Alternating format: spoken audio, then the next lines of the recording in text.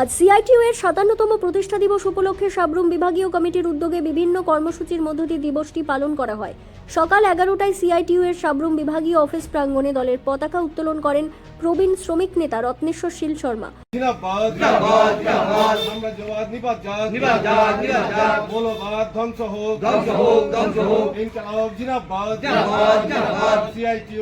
এরপর শহীদ বেদিতে মাল্যদান করে শ্রমিক আন্দোলনের শহীদদের প্রতি শ্রদ্ধা নিবেদন করেন সংগঠনের রাজ্য, মহকুমা ও স্থানীয় নেতৃত্ব। একই সঙ্গে শহীদদের স্মরণে ১ মিনিট নীরবতা পালন করা হয়। মূল অনুষ্ঠানের সূচনায় স্বাগত ভাষণ দেন সিআইটিইউ সাবরুম বিভাগীয় কমিটির সম্পাদক দীপক দে। অনুষ্ঠানে উপস্থিত ছিলেন সিআইটিইউ ত্রিপুরা রাজ্য সম্পাদক মণ্ডলীর সদস্য তাপস দত্ত ও সাধন বসু সহ অন্যান্য নেতৃবৃন্দ। এদিন সংগঠনের প্রবীণ নেতৃবৃন্দকে সংবর্ধনা প্রদান করা হয় এবং তাদের শ্রমিক আন্দোলনে দীর্ঘদিনের অবদানের জন্য সম্মান জানানো হয়। অনুষ্ঠান শেষে সংবাদ মাধ্যমের মুখোমুখি হয়ে সিআইটিইউ ত্রিপুরা রাজ্য সম্পাদক মণ্ডলীর সদস্য তাপস দত্ত সংগঠনের ৫৭ বছরের সংগ্রাম, শ্রমিকদের অধিকার রক্ষা এবং বর্তমান শ্রমিক সমাজের বিভিন্ন সমস্যা ও দাবি দেওয়ার বিষয়ে বিস্তারিত বক্তব্য তুলে ধরেন। তিনি শ্রমিক ঐক্য আরও সুদৃঢ় করার আহ্বান জানান এবং সংগঠনের ভবিষ্যৎ কর্মসূচি সম্পর্কেও আলোকপাত করেন। সিআইটিইউ ৫৭তম প্রতিষ্ঠা দিবস। আজ থেকে ৫৭ বছর আগে কলকাতার রঞ্জি স্টেডিয়ামে ২৮ থেকে ৩০ মে আমাদের সংগঠনের জন্ম হয় এবং এই সংগঠন এর আগেও ব্রিটিশ সরকারের বিরুদ্ধে সাম্রাজ্যবাদ বিরোধী যে লড়াই, সেই লড়াইতে গুরুত্বপূর্ণ ভূমিকা পালন করার জন্য আমরা দেখেছিলাম ১৯২০ সালে এআইটিইউসি গঠিত হয়েছিল।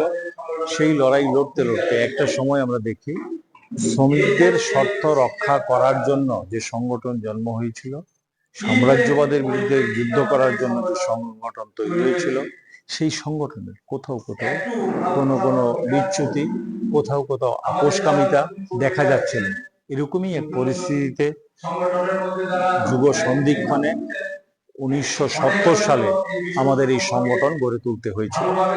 আমরা এই সংগঠন গড়ে তুলেছিলাম গোটা দেশ জুড়ে শ্রমজীবী মানুষের ঐক্য রক্ষা করে তাদের অধিকার আদায়ের লড়াইকে আরো সামনের দিকে নিয়ে যাওয়ার জন্য।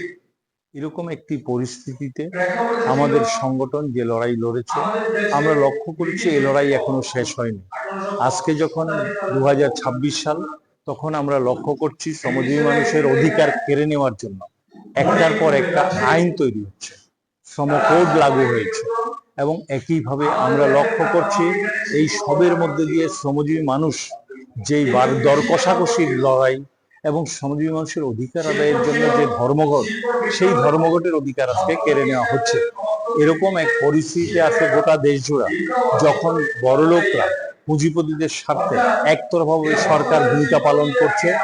সরকারের বিরুদ্ধে কথা বলার জন্য অনেকেই নেই, অনেকে আপোষকামী মনোভাব গ্রহণ করেছেন। তখন একমাত্র সিআইটিইউ সারা দেশে আজকেও আমাদের দেশের সরকারের মালিক পক্ষের প্রতি একতরফা সমঝোতার নীতি, তাদেরকে অবাধ লুট করবার যে সুযোগ দেওয়ার চেষ্টা করছে, এই নীতির বিরুদ্ধে চোখে চোখ রেখে লড়াই চালিয়ে যাচ্ছে। সিদ্ধারাও সোজা রেখে আমরা এই লড়াইকে আরো সামনের দিকে এগিয়ে নিয়ে যেতে চাই।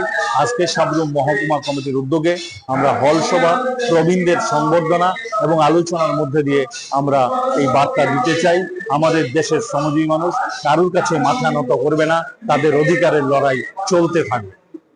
For over 3 decades, East Point Group of Institutions Bangalore is at the forefront of education, offering cutting-edge programs across 13 premier institutions with 60+ future-focused courses in medical, engineering, nursing, pharmacy, management, physiotherapy, allied health science and higher education.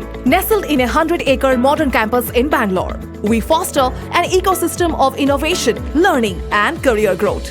Recognized among Karnataka's top engineering institutes and awarded the Times Business Award 2023 for excellence in quality education, East Point Group of Institutions is committed to shaping tomorrow's leaders. Your future starts here. Join East Point Group of Institutions Bangalore, where excellence meets innovation.